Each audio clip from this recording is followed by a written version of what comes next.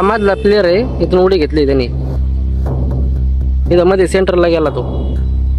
शनिवार 27 सप्टेंबर सकाळी 11:30 वाजताच्या सुमारास बेलापूरच्या प्रवरा नदीवरून एका अज्ञात इसमाने थेट पुलावरून खाली झेप घेतली आणि गावभर एकच खळबळ उडाली।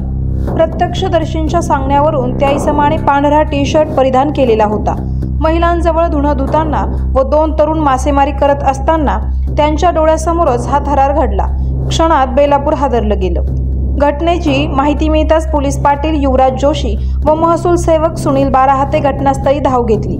मात्र बेलापूर पोलीस नेहमीच्या ढिसाळ कारभारामुळे उशिरा पोहोचले, त्यामुळे ग्रामस्थांनी संताप व्यक्त केला। घटना घडल्यानंतर अर्धा तास पोलीस दिसलेच नाहीत, अशी चर्चा गावभर रंगली आहे।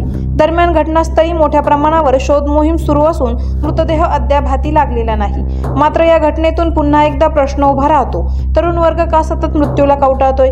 का प्रत्येक 2 दिवसांनी गावोगावी आत्महत्येचे प्रकार समोर येतात?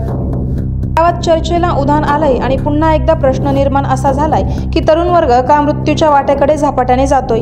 आवाज जनतेचा न्यूज प्रतिनिधी प्रशांत भोसले।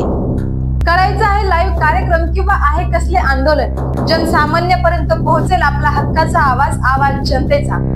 बातमी व जाहिरातीसाठी संपर्क करा स्क्रीनवर दिलेल्या नंबरवर।